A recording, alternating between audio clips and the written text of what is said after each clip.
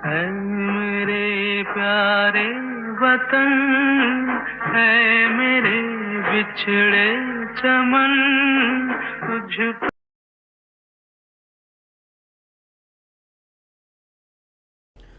साथियों नमस्कार, मैं कमलकांत गौरी हूं। आप जानते ही हैं, मेरा चैनल का नाम से आप वाकिफ़ हैं। मैं पॉलिटिकल इश्यूज़ पर, नॉन पॉलिटिकल इश्यूज़ पर अपनी राय रखता हूं। एक मैं नया संस्करण, आज एक नई चीज़ हम लोग शुरू कर रहे हैं जो संभवतः टीवी की दुनिया में कहीं नहीं चलती है। जो इलेक्ट्रॉनिक मीडिया है, जिसमें टीवी या टोटल मीडिया ही कहिए, जिसमें अखबार हैं, टीवी हैं, प्रिंट और तमाम तरह के मीडिया है, वो कहीं नहीं चलती है। वो है कि विभिन्न मुद्दों पर विभिन्न धर्मों के क्या व्यू पॉइंट हैं, क्या उनकी राय है। और ये मैं इसलिए शुरू कर रहा हूँ क्योंकि हम लोग प्राय मीडिया में देखते हैं कि एक धर्म के लोग दूसरे को गाली दे रहे होते हैं, दूसरे धर्म के लोग पहले को गाली दे रहे होते हैं, और क्लैरिटी किसी को नहीं होती, बस अपनी अपनी बात को जस्टिफाई करते हैं। तो ये जो मंच है, ये एक तरह से डिस्कशन का मंच है। मुद्दा हम देंगे और हम निष्पक्ष भाव से मुद्दा देंगे, और किसी भी धर्म को लेकर देंगे। अगर आपके मन में किसी भी धर्म के बारे में, अगर कोई मोमिन साथी है और उसके मन में हिंदू धर्म को लेकर कोई राय है, तो वो पूछ सकता है कि मेरी ये राय है, मैं ऐसा मानता हूँ, और ये ठीक है या नहीं, ये भी पूछ सकते हैं। और ये भी पूछ सकते हैं कि इसकी सच्चाई क्या है, क्योंकि बहुत सारी चीज़ें ऐसी हैं सभी धर्मों के बारे में, चाहे वो इस्लाम हो, हिंदुज़्म हो, जैनिज़्म हो, सिखिज़्म हो, ईसाइयत हो, ज्यूज़ हो, किसी के बारे में भी जो हम लोगों की गलत फहमी पर आधारित होती हैं बहुत सारी बातें, तो उनकी सच्चाई आप लोगों के सामने लाना और उसके पीछे की फ़िलॉसफ़ी क्या है, ये आपके सामने लाना, ये इस मंच का कर्तव्य मंच की भावना रहेगी। किसी के बारे में भी कोई भेदभाव नहीं है और किसी को भी ऊंचा दिखाने की कोई मंशा नहीं है। अगर एक धर्म के, आजकल एक्स मुस्लिम्स काफ़ी हैं जो इस्लाम के बारे में बहुत सारी बातें कह रहे हैं, तो उनके मुद्दे उठाना और उस पर और धर्मों का क्या पक्ष है, जितने धर्मों की व्यू पॉइंट हमको उस समय मिल पाएगा वो हम देंगे, और बाकी आप पर छोड़ देंगे कि आप अपनी डिस्कशन कीजिए। इसमें धर्मगुरु भी आ सकते हैं, इसमें आम आदमी भी शामिल हो सकता है, आप अपनी राय भी बना सकते हैं उस चीज़ को लेकर, आपकी कोई शंका है उसे भी दूर कर सकते हैं, और आप अपनी बात भी रख सकते हैं। ये पूरा पर्पज़ है इसका। और ताकि मेन उद्देश्य ये है कि गलतफहमियां दूर हों, साथ होने की कोशिश हो, जीने दो, लिव एंड लेट लिव, जियो और जीने दो की भावना रहनी चाहिए। मैं सुपीरियर, वो इन्फीरियर, ये भावना ना दूर हो। अगर कोई गलतफहमियां हैं तो वो दूर हो, ये मुख्य उद्देश्य है।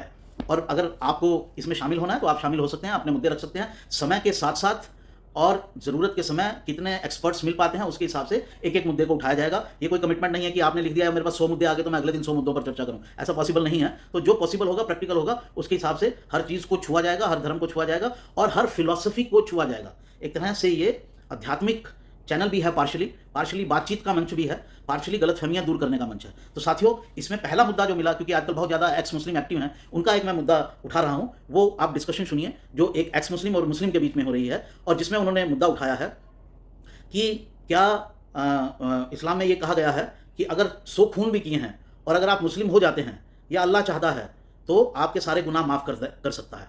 ये बात, ये डिस्कशन का मुद्दा है। तो पहले इसे सुनिए, फिर आगे बात करते हैं। तो देखिए बिलीवर जी, हाँ। आप देखिए कि अल्लाह जो है कुरान में फरमाता है, सूरह निसा सूरह नंबर 4 आयत नंबर 48 कि अल्लाह शिर्क ऐसा गुनाह है जिसको कभी माफ नहीं करेगा, ठीक है। और उसके अलावा अल्लाह जो भी कोई गुनाह करे तो अल्लाह चाहे तो उसको माफ कर देगा, ठीक है। अब उसके बाद हमने एक हदीस देखी कि एक शख्स जो है वो 99 मर्डर्स करता है, ठीक है। हाँ, तो आप वो बोल रहे हैं कि उसको फॉरगिव कैसे कर दिया अल्लाह ने, वही बोल रहे हो?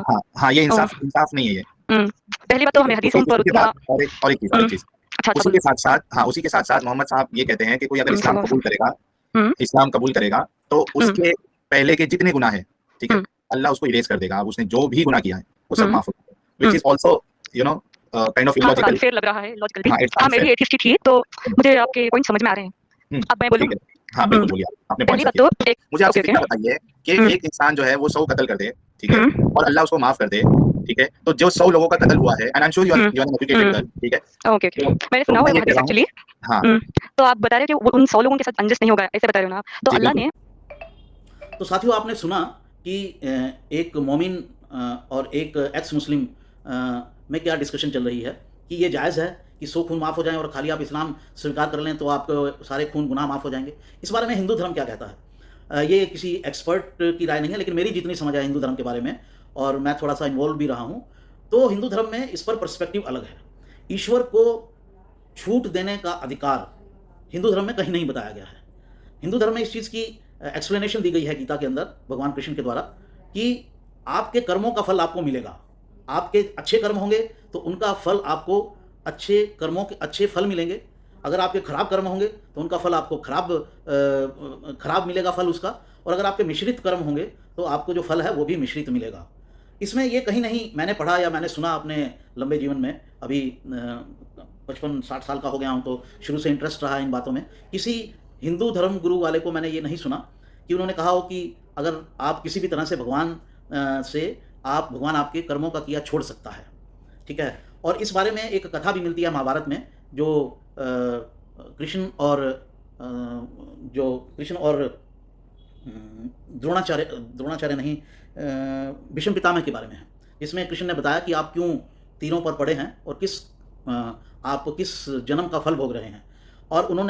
और भीष्म पितामह बहुत बड़े व्यक्ति थे, पहुँचे हुए व्यक्ति थे, जीवन आम आदमी से ऊपर थे। उनको ये अधिकार दिया गया था कि आप अपनी इच्छा मृत्यु हासिल कर सकते हैं। किसी और व्यक्ति के पास ये अधिकार नहीं रहा, जहाँ तक मेरी जानकारी है, but I stand to be corrected on this. अगर कोई हैं तो, अगर होंगे तो एक आधे होंगे।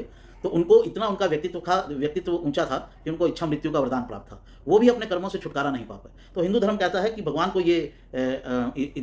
कभी भी किसी के कर्मों का फल नहीं छोड़ता है। जो जैसे कर्म करता है वैसे कर्म करने की उसका वैसे ही उसे फल मिलेंगे। तो ये डिस्कशन का विषय है।